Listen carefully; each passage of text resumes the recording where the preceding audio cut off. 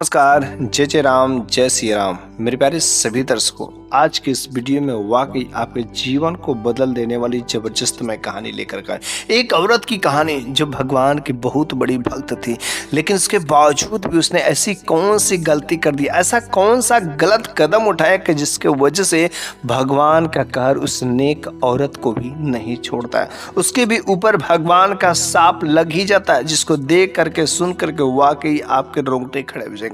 वाकई यदि आप अपने जीवन में बहुत कुछ करना चाहते, जीवन में सफल होना चाहते, तो यह कहानी आपके ही लिए। तो बस देरी किस के, चलो ना इस कहानी को जल्द से ही शुरू कर देते हैं। तो एक बार की बात है कि एक गांव में एक नौजवान शख्स जो हिष्ट पुष्ट था, नौजवान था, चेहरे की खूबसूरती थी, हर चीज से ठीक ठाक था, शरीर की बनावट में किसी प्रकार की कोई कमी नहीं थी, लेकिन उसे अपने शरीर पर थोड़ा सा भी घमंड नहीं था, उसे अपने खूबसूरती पर थोड़ा सा भी घमंड नहीं था कि भगवान ने मेरे को इतना अच्छा शरीर दिया, बल्कि वह जो है भगवान को हमेशा धन्यवाद करता था कि भगवान ने मेरे को स्वस्थ बनाया, भगवान ने मेरे को सब कुछ दिया है, मेरे अंग में किसी प्रकार की कोई कटौती नहीं की है। क्योंकि कुछ लोग ऐसे भी होते समाज में जो जन्म से ही बेचारे ना तो पैर होता है ना तो हाथ होता है, किसी का कान नहीं तो कोई बहरा है तो कोई कुछ होता है, लेकिन उसे ऐसा कोई दिक्कत नहीं थी। इस वजह से वह भगवान को धन्यवाद करता था। वह जो भगवान की हमेशा पूजा पाठ में लीन रहता था, वह अपने आप को भगवान का सच्चा भक्त जो साबित करना चाहता था, इसलिए उसे किसी भी प्रकार की कोई नाज दे, वह जितना भी भक्ति भाव करता उसे उतना ही कम लगता था।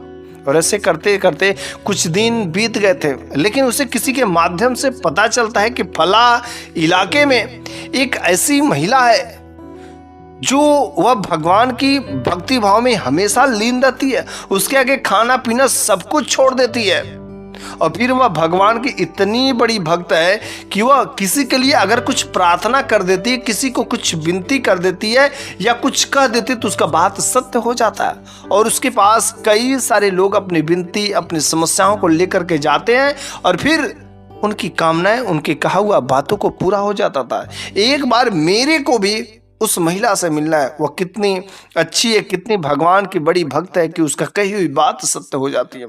फिर उसने प्लान बना लिया कि हाँ, मेरे को अब किसी भी तरीका से उस भक्त से मिलना ही मिलना है। उसने खाने पीने का सामान अच्छे से गट्ठर में कर लिया, पानी पीने का हर चीज का व्यवस्था गट्ठर बना करके फिर वह अपने रास्ते पर, अपने मंजिल पर उस महिला से मिलने के लिए चल पड़ा। बेचारा चलता रहा। रास्ते में जब जब भूख और प्यास लगती, वह मोटरी से निकालता और फिर वह पानी और भोजन करता, और करने के बाद फिर से रास्ता नाप लेता। फिर से कुछ दूर चलने के बाद और एक समय ऐसा भी आया कि उसका सारे के सारे भोजन और पानी खत्म हो गए, लेकिन अभी उसका पता नहीं चलता है कि आखिर वह कहाँ है, कितनी दूर और मेरे को जाना पड़ेगा। चलता जा रहा। जब उसके पास भूख और प्यास के साधन जितने भी थे सब खत्म हो जाए, तो अब उसे चिंता सताने लगे कि आखिर जब मेरे को भूख लगेगा तो मैं क्या भोजन करूंगा, मैं क्या पानी पीऊंगा। तेज धूप में वह चलता जा रहा है और उसे आखिरकार भूख और प्यास सताने ही लगती है। जब तक उसके शरीर में हिम्मत रहता है तब तक वह चलता जाता है, लेकिन आखिर एक समय ऐसा आ ही जाता है कि उसके शरीर में अब उतना हिम्मत ही नहीं रहता कि वह एक कदम ही आगे चल सके। बस वह एक जगह पेड़ की छांव में किसी तरीके से जा करके वहां पर बैठ जाता है। अब तो वह रास्ता देख रहा होता है कि शायद कोई इंतजार करते हैं तो कोई आ जाएगा, तो वह मेरे को भोजन और पानी देगा।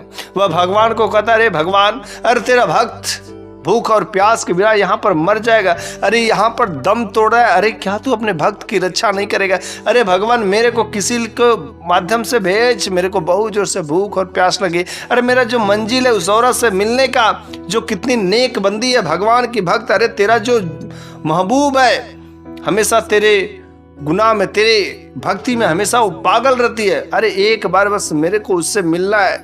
अरे मैं जाना चाहता हूँ और तू आज मेरी सहायता नहीं करेगा, मेरे को सहायता दे, मेरे भूख और प्यास से मेरा जी मचल रहा है।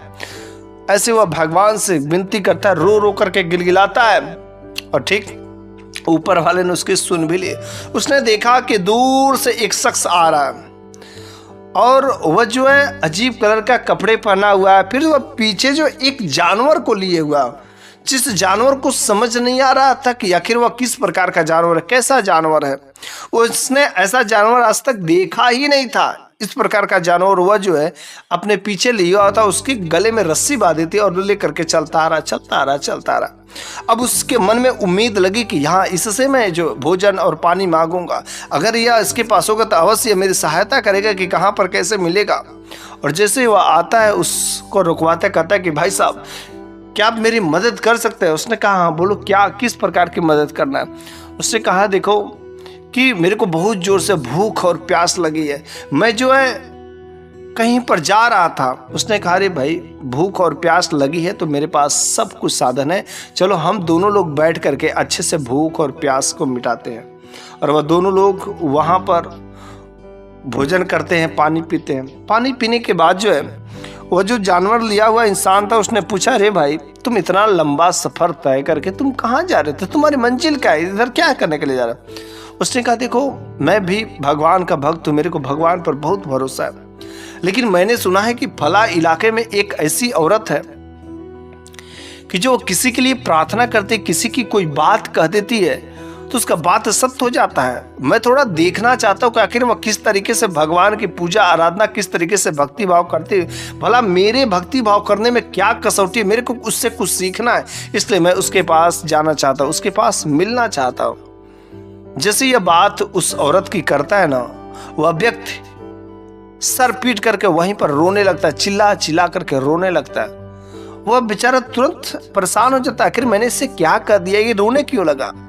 फिर उसने कहा अरे भाई साहब आप क्यों रो रहे हैं, आपको तो मैंने कुछ कहा नहीं। तो उसने कहा मेरे को नहीं कहा, लेकिन तुम जिस औरत की बात कर रहे हो ना वो औरत मेरे पास में। उसने कहा आपके पास में, अरे कहाँ वह औरत आपके पास में। उसने कहा नहीं नहीं औरत मेरे पास में और इसीलिए मैं रो रहा हूँ। उसने कहा अगर औरत आपके पास में है तो कहाँ पर है, मेरे को जल्दी से उससे मिलवाइए। उसने कहा आपको नहीं दिख रहे। उसने कहा नहीं मेरे को नहीं दिख रहे। फिर उस व्यक्ति ने कहा कि देखो मेरे पास जो जानवर है ना, जिसके गले में मैंने रस्सी बांध कर पकड़ी है, यही वो औरत है और वह दूसरी कोई नहीं है, वह मेरी बीवी ही है। और देख आज उसकी ऐसी हालत हो गई है, उसने ऐसा कसूर किया। उसने क्या ऐसा हो गया, मेरे को नहीं विश्वास हो रहा। उसने कहा नहीं विश्वास हो रहा।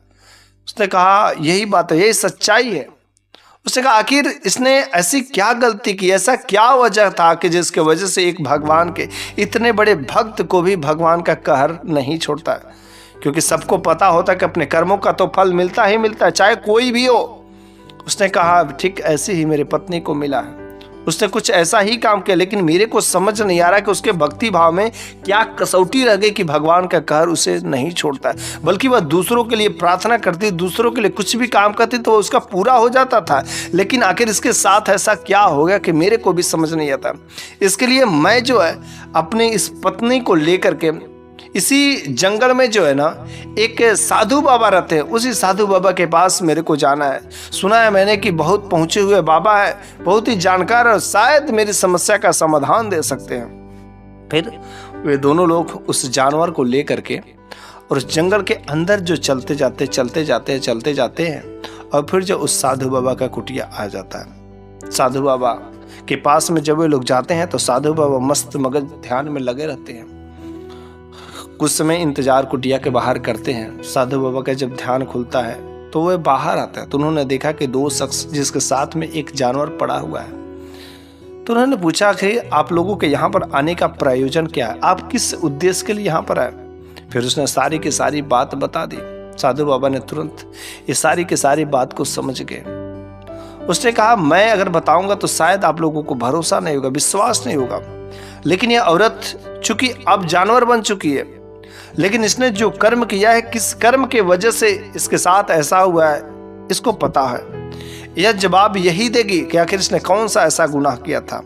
उसने कहा अरे यह तो जानवर बन गई है, भला यह कैसे बोलेगी। उसने कहा मैं भगवान से प्रार्थना करता हूँ कि हे भगवान इस बेजुबान जानवर बनी औरत को जुबान दे दे कुछ समय के लिए, ताकि अपने गुनाह को जो मान सके। आखिर उसने क्या गलती किया, क्योंकि इस प्रकार की गलती किसी को भी ना करे।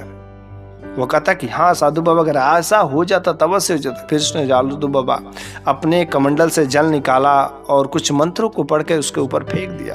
फिर उसके अंदर जो आदमियों जैसा, इंसानों जैसे बात करने की शक्ति आ जाती है, और जैसे शक्ति आ जाती तो वो चीख चीख करके, चिल्ला चिल्ला करके रोना शुरू कर देती है।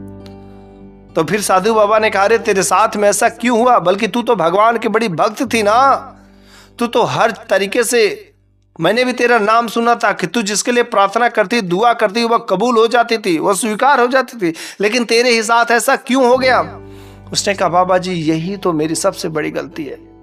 शायद आपको भी पता हो या ना हो, लेकिन मैंने जो गलत काम किया ना, ऐसे बहुत सारे लोग हैं जो करते हैं, और आज मेरे साथ में जो हुआ है, मैं जो बात बताती हूँ, फिर जो आप हर लोगों को यह बात बताइएगा। साधु बाबा ने कहा, बताओ तो आखिर तुम्हें कैसे मुक्ति मिलेगी और यह हादसा कैसे हुआ? उसने कहा, साधु बाबा अब मैं बताऊं क्या? मेरे को तो बताने में भी शर्म आ रहा है, लेकिन मैं बताऊंगी नहीं तो मेरी मुक्ति नहीं मिलेगी। उसने कहा, बाबा जी ये जो मेरे पति है ना, ये मेरे बहुत ही अच्छे पति हैं, अब मेरे को पता चला है। लेकिन जब मैं भगवान की भक्ति भाव करती थी, दिन भर जो भगवान की भक्ति भाव तपस्या में लीन रहती थी, मेरे पति ने मेरे को कभी ये नहीं कहा कि तुमने क्या किया, घर का काम काज किया कि नहीं किया। बस जब वो देखते कि मेरे को भगवान की भक्ति भाव में लीन रहते, वह बाहर से दिन भर खटा खटा काम करने के बावजूद आते थे, और बल्कि दूसरा कोई पति रहता, अगर घर में कोई काम नहीं हुआ रहता, खाना नहीं बना रहता, तो शायद बोलता, लेकिन इसने कभी भी आते थे तो वह देखते थे कि मैं भक्ति में लीन हूँ, तो यह अपने खाना खुद बनाते थे। बल्कि मैं बहुत कम जो घर का काम काज करती थी, मेरे पति बाहर से काम करने के बावजूद जब घर पर आते थे ना, तो घर का भी काम किया करते थे, कभी काल में किया करते थे। लेकिन भक्ति भाव करते करते करते मैं इतना, मेरे को अपने आप पर गुरूर हो गया कि वास्तव में मेरे को ऐसा लगने लगा कि मैं ही इस दुनिया में भगवान की एकमात्र ऐसी भक्त हूँ, मुझसे बड़ा कोई भक्त तो हो ही नहीं सकता। फिर मुझसे आपसे अपनी भक्ति पर घमंड होने लगा, क्योंकि मैं जिन लोगों के लिए दुआएं करती, जिन लोगों के लिए प्रार्थनाएं करती, जिन लोगों को जो बात कह देती वह बात सत्य हो जाती, उनके समस्या का समाधान जो मैं देती थी उससे हो जाता था। इस तरीके से मेरे को भी अपने आप पर बड़ा ही गुरूर होने लगा, बड़ा घमंड होने लगा।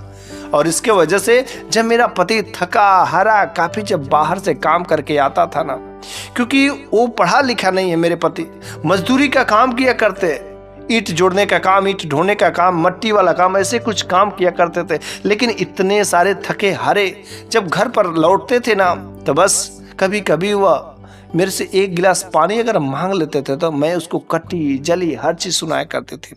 कहती थी, घरी तुमको तो कुछ भगवान की भक्ति भाव करना नहीं, तुम इसका मतलब समझते नहीं हो कि दिन भर बस कामकाज किया करते हो। और इस तरीके से मैं हमेशा अपने पति को गाली गलौज से ही बात करते थे, सही से बात नहीं करती थी, क्योंकि मैं भगवान की भक्त थी, भगवान की भक्ति भाव में लीन रहते थे। और ये नहीं करते थे, ये कभी जो भगवान की इबादत नहीं करते थे, इनकी पूजा पाठ कभी नहीं करते थे, बल्कि उन्हें हमेशा चिंता रहता था कि मेरी पत्नी को 2 वक्त की रोटी सही से मिल जाए। वह हमेशा मेरी ही चिंता में रहते थे। बल्कि जब मैं उन्हें डांट लगाती थी, बोलती थी, तो बेचारा कुछ नहीं बोलते थे। मेरे पति इतने सीधे, लेकिन मेरे को उस समय कुछ नहीं समझ आता था। लेकिन एक बार गजब की बात आ जाती है कि जब ये काफी थके हरे रात्रि में आते हैं, और रात्रि के समय में जब आते हैं तो इन्हें काफी जोर से भूख लगी रहती है। और फिर उसने आया और उनका हिम्मत नहीं कर रहा था कि भोजन बनाने का, खाना बनाने का। और उस दिन मैंने खाना भी नहीं बनाई थी, मैं तो बैठी हुई थी और मैं इन्हीं के इंतजार में कि शायद मेरे पति आएंगे तो खाना बनाएंगे, क्योंकि बार बार मेरी यह आदत ही हो गई थी। मैं बिल्कुल कामचोर हो गई थी, अपने पति की सेवा करना ये बिल्कुल ही नहीं मेरे को पता था। और उस दिन जब मेरे पति ने आया तो पानी मांगा, फिर हमने पानी भी नहीं दिया, अपने हाथ से गए पानी पिए। लेकिन जब भोजन मांगा ना, तो उन्होंने सोचा कि शायद भोजन बनाई होगी, इतना देर रात हो गई, लेकिन मैंने नहीं बनाए थे। फिर मेरे पति ने मेरे ऊपर डांटना भड़कना शुरू कर दिया, और जैसे डांटना भड़कना शुरू कर दिया तो मेरे को तो अपने आप पर बड़ा ही गुरूर था। उसने कहा, अरे तुम इतना काम करके क्या कर ही लेते हो, क्या हासिल किए हो? तुमने कुछ हासिल किया, किसी दूसरों के लिए कुछ भलाई का काम किया? अरे किसी का कुछ नहीं कर पाते। देखो मैंने एक भगवान की भक्ति करके लोगों को जो काम कर देते हो सफल हो जाते हैं, तुमने क्या किया? तो उसने कहा हाँ मैंने कुछ नहीं किया, मैंने तुम्हारे लिए हर तरीके से व्यवस्था किया, मैंने तुमसे कभी काम नहीं लिया, तुमको 2 वक्त की रोटी सही से ला कर दिया, लेकिन मैंने तेरे लिए कुछ किया ही नहीं। अरे मैं भी तो तेरे लिए ही करता हूं। उसने कहा नहीं नहीं तू कुछ नहीं करता। फिर उस औरत ने कहा कि मेरे को अपने भगवान की भक्ति पर बड़ा ही नाज था, बड़ा ही घमंड था। मैंने कहा कि देखो अगर तुझको भी भरोसा है कि हाँ तुम मेरे लिए किया है सच्चे दिल से ना, तुम आज भगवान से दुआ कर, भगवान से प्रार्थना कर कि हे भगवान अगर मेरी पत्नी ने सच्चे मन से किया होगा तो इसको तू इसके ऊपर कहर बरसा दे। अगर मैंने अपने पत्नी की सेवा अगर सच्चे मन से नहीं की होगा, इसको सही से रखा नहीं होगा ना, तो बस मेरे को तू कहर बरसा दे। और इस तरीके से वह उस दिन मेरा पति जो भगवान की इबादत करने लगता, भगवान की भक्ति भाव करने लगता, भगवान से रो रो कर कहने लगता है।